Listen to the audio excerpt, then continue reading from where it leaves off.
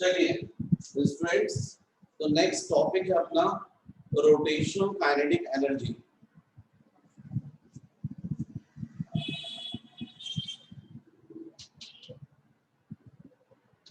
Rotational kinetic energy. तो rotational kinetic energy, तो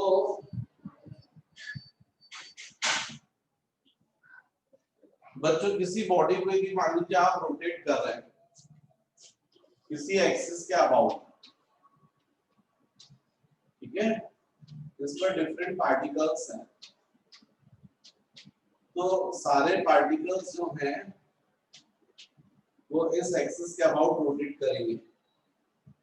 no doubt हर particle की अपनी अपनी वेलोसिटी भी होगी, क्योंकि डिफरेंट डिफरेंट सर्कुलर पाथ, वो सर्कुलर पाथ पर रिवॉल्व कर रहे हैं, सबके पास काइनेटिक एनर्जी होगी। पूरी बॉडी की यदि काइनेटिक एनर्जी बोलोगे तो काइनेटिक एनर्जी स्केलर क्वांटिटी है, इसलिए टोटल के लिए अपन क्या करेंगे, अलजेब्रिक सम, मतलब डायरेक्ट ऐड करेंगे। तो total kinetic energy of body is equal to k1 plus k2 plus k3 plus k4 and so on. What is k1? Kinetic energy of first particle. So no doubt आप बोलोगे half m1 v1 square, इसी को आप बोलोगे half m1 v1 क्या होगा बच्चों, omega into r1 square. Reason उसका ये है, अच्छा यहाँ ओमेगा लिखा हूँ मैं, ओमेगा 1 नहीं लिख रहा हूँ। सेकेंड पार्टिकल के लिए half m2 v2 square, half m2 omega into r2 square. तो फर्स्ट पार्टिकल सेकेंड पार्टिकल दोनों में मैंने एंगुलर वेलोसिटी सेम लिखी है, क्योंकि आप लोग जानते हैं इधर पार्टिकल जो है एक्सिस के अबाउट यदि रोटेट कर रहे हैं तो angular velocity, angular displacement, angular velocity और एंगुलर एक्सेलरेशन सभी पार्टिकल के सेम रहते हैं, लेकिन सबका एक्सिस से डिस्टेंस डिफरेंट डिफरेंट है, इसलिए वो r1 r2 r3। तो इस तरीके से ये जो वैल्यूज हैं, इन वैल्यूज को यदि हम सब्स्टिट्यूट करेंगे तो जाएगा half m1 omega square r1 square, half m2 omega square r2 square and so on. Means kinetic energy of body का हाफ तो आप कॉमन निकाल सकते हो, ओमेगा स्क्वायर भी कॉमन निकाल लोगे, m1 r1 square plus m2 r2 square and so on. Means a is equal to half omega square, ये हो जाएगा बच्चों समीशन ऑफ mr स्क्वायर, और आप सबको पता है I is equal to the summation of mr square, moment of inertia of a body. मतलब rotational kinetic energy K is equal to omega square into of I, जैसे को बोल सकते हैं half I into omega square. तो ये बच्चों formula होगा रोटेशनल काइनेटिक एनर्जी के लिए।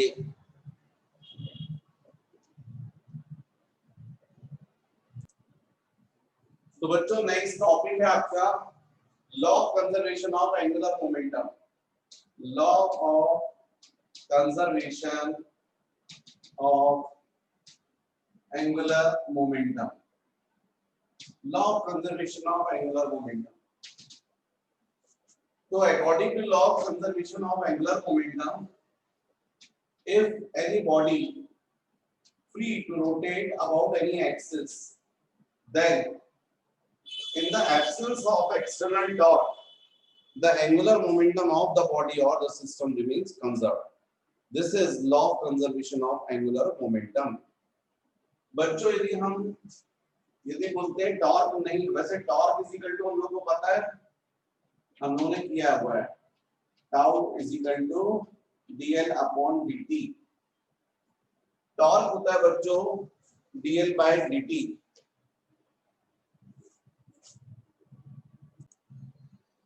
बच्चों एक्चुअली में टॉर्क इज इक्वल टू होता है dl by dt। यदि मैं आपको ये law of conservation of angular momentum बता रहा था तो मुझे एक्चुअली में पहले आप लोगों को रिलेशन बताना चाहिए था, the relation between torque and angular momentum. तो हम लोग बोल सकते थे relation between torque and angular momentum, ये हमको करना चाहिए था। सिंपल है बच्चों, L इज इक्वल टू क्या होता है I इनटू ओमेगा। ये तो मैंने ड्राइव करवाया था आप लोगों को, relation between angular momentum end moment of inertia. अब इसी रिलेशन में यदि आप इसको डिफरेंशिएट कर दोगे dt ऑफ L, तो ये जाएगा dt of I into omega, ये जाएगा dl by dt is equal to, यहाँ पर I जो है वो कॉमन निकल गया और ये जाएगा d ओमेगा बाय dt, और dl by dt is equal to I। d omega by dt क्या होता है अल्फा, ये हो गया 1। जबकि आप लोगों ने देखा था टॉर्क, आपको पता है torque tau is equal to होता है I इनटू अल्फा, ये होता है इक्वेशन नंबर 2। यदि अपन 1 और 2 इनसे बात करें बाय 1 एंड 2 तो हमको क्लियर हो गया कि हमको I इज इक्वल टू होना चाहिए dl by dt। तो ये होता है बच्चों, जैसे फोर्स होता है ना rate of change of linear momentum, वैसे टॉर्क होता है टॉर्क ये होता है rate of change of angular momentum. पर वैसे मैंने आपको कंपैरिजन तो करवा ही दिया था, तो मोस्टली आपको सब रिलेशन तो पता ही है। तो इस तरीके से ये रिलेशन होता है। अब मैं ये आपको बोलूं लॉ ऑफ कंजर्वेशन ऑफ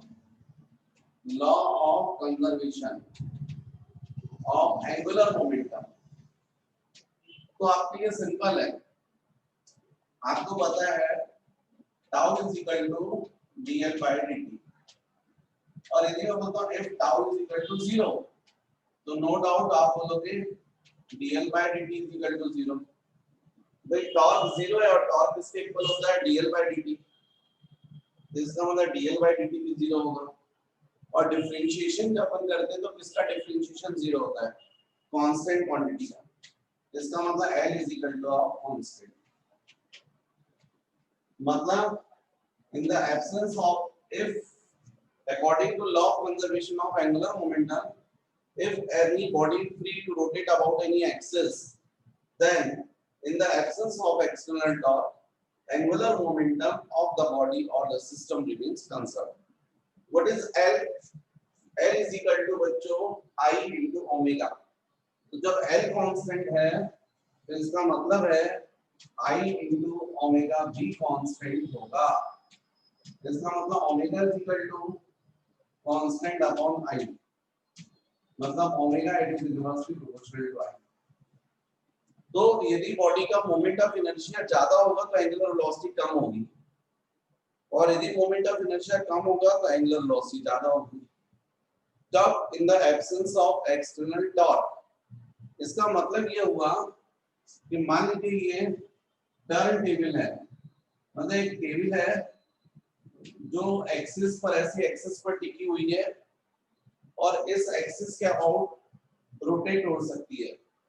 और मान लीजिए यहाँ पर कोई व्यक्ति खड़ा है और अपने ये हैंड्स जो है वो इस तरीके से स्ट्रेच करके रखा हुआ है, तो हैंड्स यदि स्ट्रेच करेगा तो रेडियस ज्यादा होगा, और moment of inertia I is equal to क्या होता है mr स्क्वायर। तो मास तो उसका फिक्स होगा पर रेडियस ज्यादा है। या मान लीजिए उसके हाथ में डंबल्स भी पकड़ा हुआ है यहाँ पर, तो रेडियस ज्यादा है, यहाँ पर मास हो गया, यहाँ मास हो गया, रेडियस ज्यादा है, तो no doubt moment of inertia ज्यादा होगा। अब ये टेबल रोटेट कर रही थी तो रोटेट कर रही है, वो रोटेट करता जाएगा उस टर्न टेबल पर इस एक्सिस के अबाउट, लेकिन वो रोटेट करते करते करते उसने अपने हैंड्स को फोल्ड कर दिया, तो उस कंडीशन में रेडियस कम हो जाएगा, मोमेंट ऑफ इनर्शिया भी कम हो जाएगा। एंगुलर वेलोसिटी इंक्रीज हो जाएगी, मतलब वो फास्ट रोटेट करने लगेगा, जबकि अलग से कोई भी टर्न टेबल को तेज नहीं कर रहा है, रोटेट नहीं कर रहा है, मतलब एक्सटर्नल टॉर्क एब्सेंट है। और उसी सिचुएशन में क्या किया, मोमेंट ऑफ इनर्शिया यदि कम हो गया तो एंगुलर वेलोसिटी इंक्रीज हो जाएगी। आपको कभी देखिएगा टीवी वगैरह में दिखाते हैं, मैंने देखा है आइस स्केटिंग होती है, एक स्टेडियम टाइप का होता है, और मैंने बड़ा उन लोग जबरदस्त स्केटिंग करते हैं और बहुत अच्छा शो करते हैं। तो मैंने देखा कि उसमें एक लड़की आती है, बहुत फास्ट स्केटिंग करते हुए आती है, और उसके बाद वो एक पर्टिकुलर पॉइंट पर जो है उसके अबाउट रोटेट करना चालू करती है। कभी आप देखिएगा वो इस तरीके से अपने पैर को यहाँ पर पॉइंट कर लेती है और दूसरे पैर को इस तरीके से दूर कर लेती है, अपने हैंड्स जो है वो इस तरीके से ऐसा करती है और इस एक्सिस के अबाउट रोटेट करती है, रोटेट करना स्टार्ट करती है। और रोटेट करते करते करते वो धीरे से अपने ये पैर जो है वो फोल्ड कर लेती है, हैंड्स जो है वो भी फोल्ड कर लेती है, और आप देखिए बहुत फास्ट रोटेट करने लग जाती है। उसको कोई बाहर से अलग से आके रोटेट नहीं कर रहा है, टॉर्क नहीं लगा रहा है, वो रोटेट करते करते मतलब एक्सटर्नल टॉर्क एब्सेंट है, उसी कंडीशन में उसने क्या किया, रेडियस कम कर दिया, मोमेंट ऑफ इनर्शिया कम कर दिया, no doubt angular velocity increase हो गई। ऐसा में एक एग्जांपल नहीं, ढेरों एग्जांपल हैं। कभी आप देखिए स्विमिंग पूल पर बोर्ड लगा रहता है, वहां से लोग बाग जंप करते हैं और इस तरीके से डाई करके यहाँ पर ऐसा रहता है, तो यहाँ से कूदते हैं ऐसा इस पर, या नीचे स्विमिंग पूल होता है, और फिर जब जंप करते तो यहीं पर एयर में वो अपनी बॉडी को फोल्ड कर लेते हैं। तो बच्चों जैसे अपनी यहाँ से उसके उनके पैर रहते तो अपने पैर को पकड़ लेते और बॉडी को फोल्ड करना स्टार्ट कर लेता है। तो दोनों पैर जो है अपने दोनों हाथों से पकड़ लेता है इस तरीके से और बॉडी को फोल्ड कर लेता है। फोल्ड करने का मतलब ये हुआ रेडियस कम कर लिया। रेडियस कम करने से मोमेंट ऑफ इनर्शिया कम हो जाता है और इसलिए एंगुलर वेलोसिटी इंक्रीज हो जाती है। तो जब वो यहाँ पर करते तो उसके ज्यादा टर्न होते हैं और उसी बेसिस पर नंबर वगैरह भी रहते हैं। ये ओलंपिक वगैरह में भी गेम होता है। तो ये सब एक्चुअली किस पर डिपेंड कर रहा है, on law of conservation of angular momentum, क्योंकि कोई अलग से टॉर्क नहीं लगा रहा है, एक्सटर्नल टॉर्क एब्सेंट है। जो रोटेशन हो रहा था उसी का रोटेशन के समय पर मोमेंट ऑफ इनर्शिया को चेंज कर दिया। आप ट्रैक्टर में देखिएगा, ट्रैक्टर में दो व्हील रहते हैं, फ्रंट व्हील और एक रियर व्हील। जो रियर व्हील है उसका साइज आप देखना बड़ा रहता है, फ्रंट व्हील जो है उसका साइज छोटा रहता है। रेडियस ज्यादा है, मास ज्यादा है, मोमेंट ऑफ इनर्शिया भी ज्यादा होता है। फ्रंट व्हील जो है उसका छोटा साइज का है, रेडियस कम है, मास कम है, मोमेंट ऑफ इनर्शिया भी कम होता है। अब वो ट्रैक्टर चल रहा है तो जो भी टॉर्क लग रहा था वो इंजन से लग रहा था, कोई अलग से टॉर्क नहीं लग रहा है और दोनों व्हील रोटेट कर रहे हैं। एक्सटर्नल टॉर्क एब्सेंट है, जो भी टॉर्क लग रहा है वो सेम लग रहा है बाय इंजन से। तो आपको देखने मिलेगा दोनों की एंगुलर वेलोसिटी डिफरेंट। जो फ्रंट व्हील है उसकी एंगुलर वेलोसिटी आपको ज्यादा दिखाई देगी, तेज घूमेगा वो, और पीछे वाला जो है वो धीमा घूमेगा। वेलोसिटी भले दोनों की सेम रहेगी, पर एंगुलर वेलोसिटी यदि अपन बात करें तो वेलोसिटी दोनों व्हील की सेम रहेगी, पर एंगुलर वेलोसिटी यदि अपन बात करें तो जो फ्रंट व्हील है उसका रोटेशन ज्यादा होगा। तो ये जो रेयर व्हील है और एक ही रोटेशन लेता है, इस व्हील को दो बार रोटेट करना पड़ रहा है। तो ये सब बच्चों law of conservation of angular momentum से रिलेटेड है। तो नेक्स्ट है हेडिंग बच्चों moment of inertia of some regular bodies.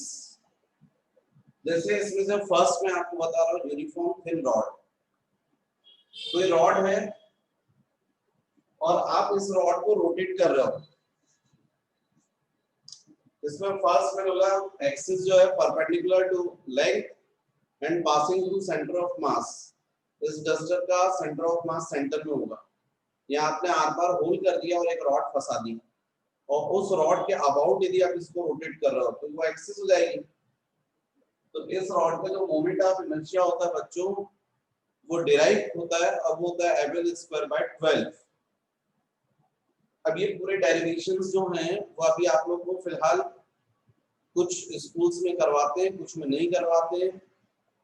Actually में जनरली आता तो नहीं है, पर फिर भी मैं कुछ वीडियोस आपको डाल दूंगा जिनमें ये मोमेंट ऑफ इनर्शिया जो है वो डिराइव करवाया करे हुए, तो वो बाय इंटीग्रेशंस वगैरह होता है। अभी फिर आप इसको याद कीजिए। अब जैसे यदि अपन बात करते हैं, ये याद कर लिया आपने, तो नेक्स्ट वाला आप जो है मैंने यहाँ नहीं लिखा, वो आप निकाल सकते हो। जो आपने थ्योरम ऑफ परपेंडिकुलर एक्सिस और थ्योरम ऑफ पैरेलल एक्सिस पढ़ा है उसकी हेल्प से यहाँ पर बोला है जो एक्सिस है वो perpendicular to length and passing through one end. मतलब रॉड जो है ऐसी रॉड है और आपने यहाँ पर एक्सिस फिट कर दी है। मान लीजिए आपने एक रॉड थी, उसमें दूसरी रॉड को बेंड करवा दिया और फिर इसके अबाउट आप रोटेट कर रहे हो, तो इसके अबाउट मोमेंट ऑफ इनर्शिया कितना होगा तो आप इजीली निकाल सकते हो। ये सेंटर ऑफ मास से भी एक्सिस जाती तो इसके about moment of inertia IC कहलाता है। Moment of inertia about axis passing through centre of मास कितना होता है, तो आपने जस्ट ऊपर देखा है ml स्क्वायर बाय 12, और ये लेंथ कितनी है l बाय 2, पूरी लेंथ l है तो ये जाएगी हाफ l बाय 2। अब इस एक्सिस के अबाउट आपको मोमेंट ऑफ इनर्शिया निकालना है, सपोज I को, तो आप थ्योरम ऑफ पैरेलल एक्सिस जो है वो अप्लाई कर दीजिए। आप क्या बोलेंगे, I0 is equal to IC plus M into L square A square. ये थी आपकी थ्योरम ऑफ पैरेलल एक्सिस। तो I0 is equal to IC की वैल्यू रख दीजिए ml स्क्वायर बाय 12, m हो गया, और a मतलब दोनों एक्सिस के बीच का डिस्टेंस तो l बाय 2, तो l बाय 2 स्क्वायर। इसको सॉल्व कर लीजिए तो I0 इज इक्वल टू, ये ml स्क्वायर बाय 4 हो जाएगा, तो ml स्क्वायर कॉमन निकल गया 1 बाय 12 प्लस 1 बाय 4। इसको सॉल्व करेंगे तो ml स्क्वायर एलसीएम 12 1 प्लस 3 4 आ जाएगा, 4 से ये 12 कैंसिल होगा 3, तो ml square by 3, ml square by 3। तो इसका मतलब यहाँ पर होना चाहिए moment of inertia I is equal to ml square by 3। इस तरीके से निकाला जाता है बच्चों। एक मेन फॉर्मूला तो याद कर लेना चाहिए आपको, moment of inertia of a thin rod about an axis passing through center of mass and perpendicular to length। इसका फॉर्मूला यदि याद कर लेंगे तो इससे आप डिफरेंट केसेस जो है वो आप कर लेंगे। जैसे मैंने ये बताया है बच्चों आपको, बिल्कुल इसी तरीके से और भी डिफरेंट केस होते हैं। अब यहीं पर मैं जैसे ये बॉडी थी, अब इसकी जगह पर मैं बोल सकता हूँ सर्कुलर रिंग, सर्कुलर रिंग। अब सर्कुलर रिंग में मैं मोमेंट ऑफ फिगर ये कर देता हूँ रिंग, और यहाँ से ऐसी एक्सिस आ रही है। ये रिंग कहाँ देखा आपने, तो साइकिल में देखा आपने रिंग, सेंटर में एक्सिस होती है और स्पोक्स रहते हैं, उनके थ्रू कनेक्ट कर देते हैं। मान लीजिए आप इस रिंग को आप इसी तरीके से आप रोटेट कर रहे हैं इस एक्सिस के अबाउट, मतलब एक्सिस कहां से पास हो रही है, सेंटर ऑफ मास से, और एक्सिस कैसी है, परपेंडिकुलर टू प्लेन। मतलब आप बोल सकते हैं perpendicular to plane and passing through centre of mass. ये तो बच्चों इसका जो फॉर्मूला होता है रिंग के केस के लिए वो होता है I is equal to mr square. ये याद करना पड़ेगा। m मतलब मास ऑफ द रिंग और r रेडियस। अब मान लीजिए सपोज ये आपने याद कर लिया, तो आपको डिफरेंट केस बनते हैं। मान लीजिए इस रिंग को आप ऐसा रोटेट ना करके ऐसा रोटेट कर रहे हैं। आपने रिंग में एक रॉड जो है वो वेल्ड करवा दी है। कैसी वेल्ड करवा दी है?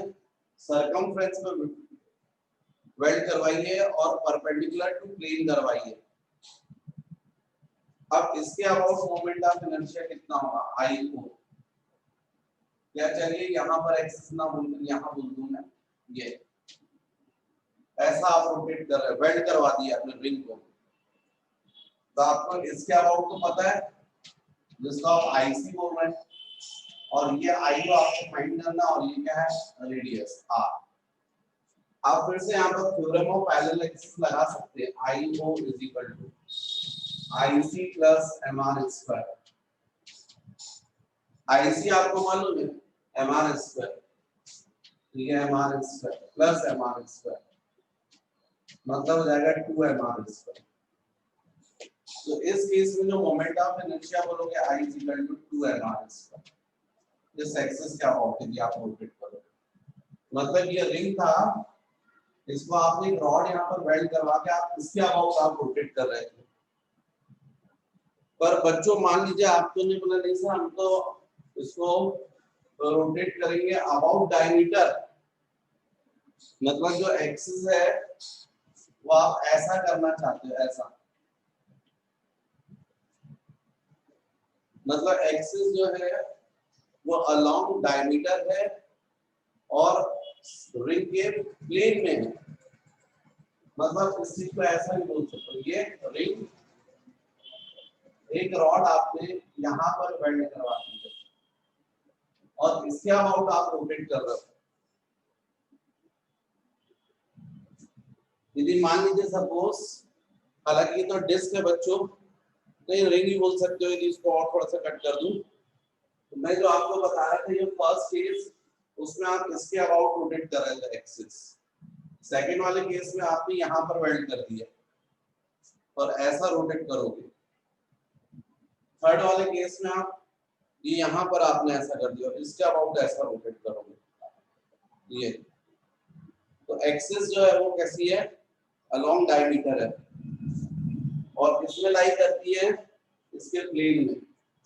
अब ये इसके अबाउट मोमेंट ऑफ इनर्शिया आपको पता करना है। तो बच्चों ये डायमीटर अबाउट डायमीटर, ये इसके परपेंडिकुलर भी तो एक डायमीटर ले सकते हो आप, और यहां से एक एक्सिस ये ले सकते हो। अब मान लीजिए इसको मैं बोल रहा हूँ एक्स एक्सिस, तो इसको मुझे बोलना पड़ेगा वाई एक्सिस, तो इसको बोलना पड़ेगा जेड एक्सिस। और अब आप पढ़ चुके हो थ्योरम ऑफ परपेंडिकुलर एक्सिस। तो थ्योरम ऑफ परपेंडिकुलर एक्सिस आप लोगों को पता है I X plus I Y is equal to I Z. यहाँ पर आई एक्स का मतलब अबाउट डायमीटर, आई वाई का मतलब कि अबाउट डायमीटर, ये भी डायमीटर है ये भी डायमीटर, बस एक दूसरे के परपेंडिकुलर है लेकिन है तो अबाउट डायमीटर। अब अबाउट डायमीटर जो भी मोमेंट ऑफ इनर्शिया होगा वो सेम ही होगा। तो यदि इसके लिए आई है तो इसके लिए भी आई होगा, तो आई प्लस आई हो जाएगा। और आई जेड ये तो आपको पता है फर्स्ट वाले केस में एम आर स्क्वायर, इसका मतलब 2i is equal to M R square, मतलब ये जाएगा हाफ एम आर स्क्वायर। तो अब जो मोमेंट ऑफ इनर्शिया रहेगा I is equal to half M R square. आप हो सकता है कि आपने बोला नहीं सर हम जो है वो अब ऐसा रोटेट करेंगे, इसको कैसा रोटेट करेंगे? अब रिंग में हम एक्सिस ऐसे फिट करेंगे, टेंजेंशियल रहेगी और लाइन करेंगी प्लेन पर, ऐसा ये है रिंग, और एक्सिस जो है वो आप ऐसा फिट करना चाहते हो, इसके अबाउट जो है वो रोटेट करोगे आप ऐसा। आप लोग देखते हैं खिलौना आता है, मैं देखता हूँ उसमें वो ऐसा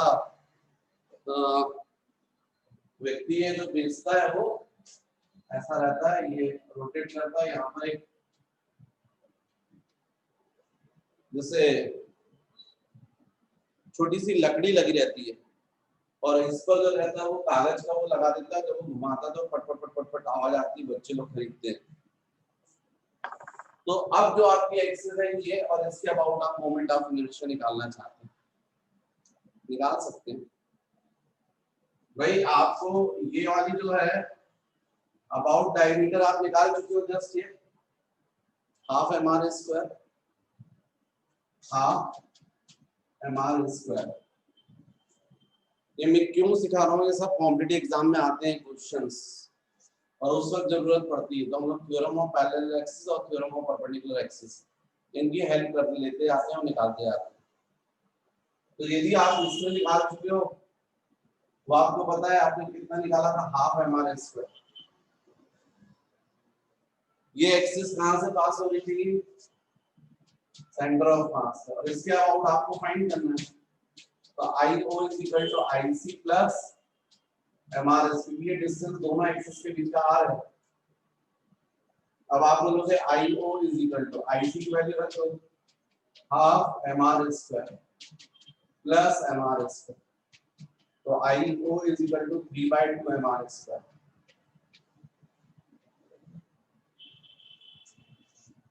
तो यदि ऐसी आप रिंग को रोटेट कर रहे हो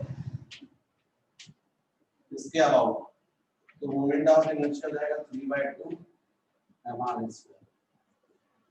तो ये बच्चों मैंने रिंग के केस बताए आपको। सेम ऐसे ही केस किसके बनते हैं, डिस्क के बनते हैं। और डिस्क के केस में यदि एक्सिस सेंटर ऑफ मास से पास होती है और परपेंडिकुलर टू प्लेन होती है तो उसका मोमेंट ऑफ इनर्शिया का जो फॉर्मूला होता है, जैसे रिंग में मैंने बताया mr स्क्वायर, डिस्क में होता है half mr square.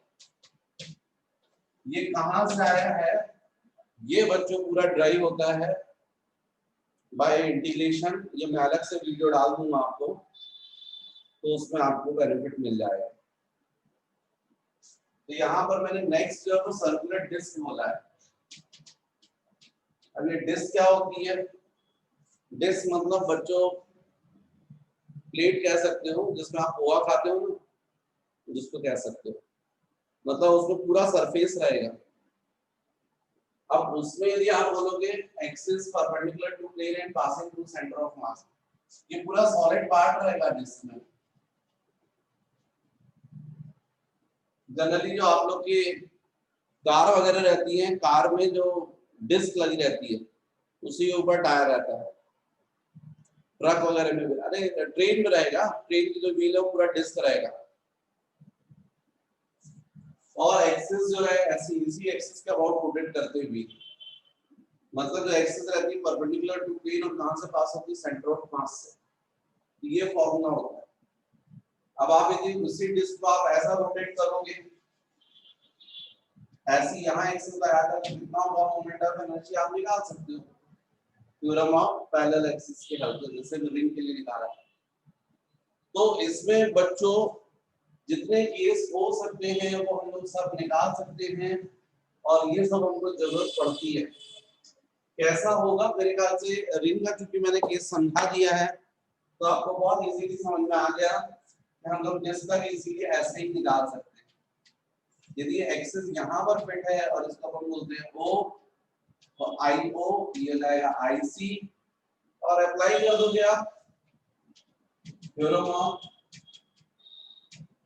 Parallel axis. IO is equal to IC plus MR square. ये IO is equal to IC जाएगा half MR square plus MR square 3/2 MR square. यहाँ पर आ जाएगा I is equal to 3/2 MR square. जितने case हो सकते हैं, क्योंकि आप डिस्क को भी कई तरीके से रोटेट कर सकते हो, इसके अबाउट डायमीटर रोटेट कर सकते हो, यहाँ पर आप एक्स कर सकते हो, बहुत सारे केस, सब केस आप निकाल सकते हो। मेन ये होता है कि आपको मोमेंट ऑफ इनर्शिया का जो फर्स्ट फॉर्मूला है वो जरूर आपको याद कर लेना चाहिए, moment of inertia of a disk about an axis passing through center of mass and perpendicular to plane। तो जैसा मैंने बच्चों ये डिस्क का बताया है, वैसे सॉलिड स्फीयर का भी होता है।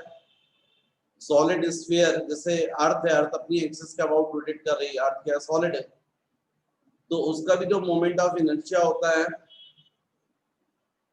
अबाउट डायमीटर, उसका फॉर्मूला होता है 2/5 mr²। ये सब जरूरत पड़ेगी आपको, इस पर बेस्ड जब क्वेश्चंस आएंगे तो आपको समझ में आएगा कि मोमेंट ऑफ इनर्शिया क्यों याद होना चाहिए। हम लोग इसकी हेल्प से मोमेंट ऑफ इनर्शिया वगैरह की हेल्प से वेलोसिटी निकाल लेते हैं, एक्सेलरेशन फाइंड कर लेते हैं। तो क्या होता है, जैसे मान लो इंक्लाइन प्लेन है, इंक्लाइन प्लेन है, एक सेकेंड है ना बच्चों। तो बच्चों जैसे मैं आपको स्फीयर के बल्ली बता रहा, सॉलिड स्फीयर, तो आपको बता रहा था जैसे मान लीजिए ब्रिज है, ब्रिज के टॉप से यदि आप रिंग को, सेम रेडियस का रिंग है, स्फीयर है, सिलेंडर है, सबको एक साथ छोड़ते हो, कौन सबसे नीचे पहुंचेगा यदि सबके मास इक्वल हैं, सबके रेडियस इक्वल हैं। तो ये सब अपन को डिपेंड करेगा, एक्सेलरेशन वगैरह निकालना पड़ेगा। वो सब निकालने के लिए जब रिक्वायर्ड होता है मोमेंट ऑफ इनर्शिया, इसलिए ये सब याद करना जरूरत पड़ती है। बहुत सारे क्वेश्चंस हैं, डिफरेंट टाइप के क्वेश्चंस होते हैं, उनमें जरूरत पड़ती है।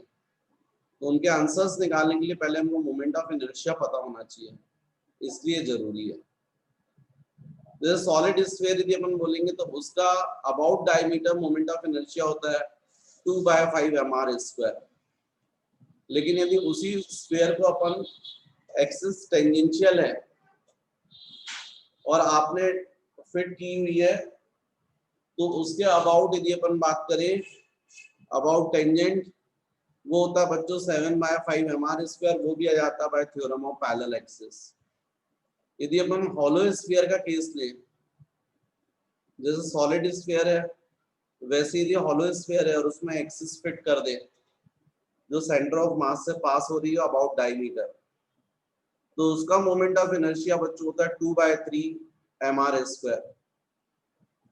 और अबाउट टेंजेंट जो रहता है वो होता है 5/3 mr²।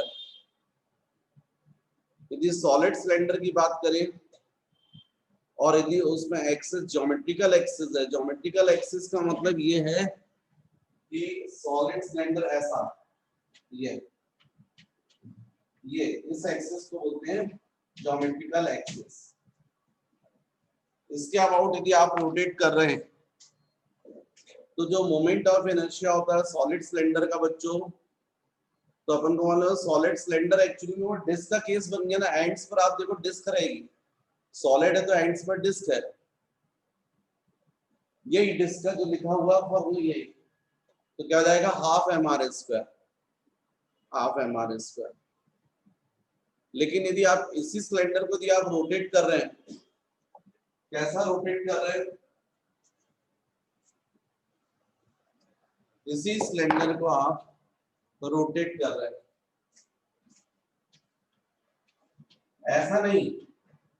ऐसा नहीं, यहां पर एक्सिस फिट कर दिए, मतलब perpendicular to geometrical axis and passing through centre of mass, और इसके अबाउट यदि रोटेट कर रहे हैं। तो इसका जो मोमेंट ऑफ इनर्शिया का फॉर्मूला होता है वो होता है बच्चों I = m into in bracket L²/12 plus R²/2। L मतलब लेंथ और R मतलब रेडियस, m मतलब मास। तो जो एक्सिस में बोल रहा हूँ वो परपेंडिकुलर टू प्लेन और perpendicular to length and passing through centre of mass. यदि इसी की जगह हॉलो सिलेंडर होता और हॉलो सिलेंडर को यदि आप ज्योमेट्रिकल एक्सिस के अबाउट रोटेट करते तो उसका एंड क्या बनता, रिंग का केस बन जाता। और रिंग के केस में मैंने आपको मोमेंट ऑफ इनर्शिया बताया था perpendicular to plane and passing through centre of mass mr²। तो वो mr² लगेगा वहां पर। इसी तरीके से रेक्टेंगुलर लैमिना है या प्लेट है, रेक्टेंगुलर प्लेट, रेक्टेंगुलर प्लेट मतलब ऐसा, इसका यदि अपन बोलेंगे moment of inertia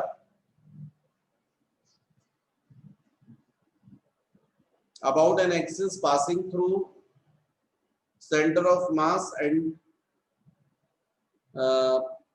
perpendicular to plane, तो इसका जो मोमेंट ऑफ इनर्शिया होता है बच्चों को होता है ये रेक्टेंगुलर लैमिना,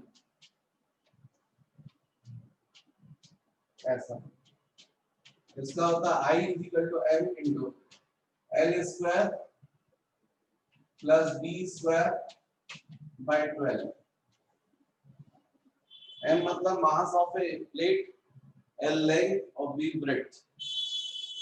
यदि ब्रेड्थ को हम लोग 0 कर दें तो ये रॉड बन जाएगी।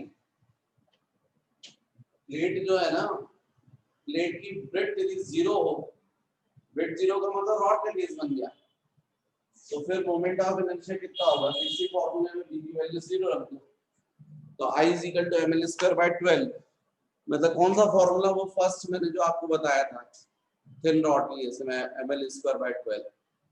तो बच्चों ये सब आपको जो है मोमेंट ऑफ इनर्शिया से रिलेटेड याद करना पड़ेगा। तो बच्चों ये अपना रोटेशनल मोशन जो है चैप्टर कंप्लीट होता है, थ्योरी पार्ट। अब अपन को नेक्स्ट क्लास में जो है, नेक्स्ट वीडियो में न्यूमेरिकल्स करने हैं। तो आप लोग के पास में बुकलेट है, उसको आप टाइटल के नीचे हमेशा डिस्क्रिप्शन में आपको मैंने लिंक दे के रखा हुआ है, उसको आप क्लिक करने से आपको PDF मिलेगी, उसको डाउनलोड कर लीजिएगा। क्वेश्चंस रहेंगे तो अपन सॉल्व करेंगे तो अच्छा रहेगा। ठीक है बच्चों, ओके।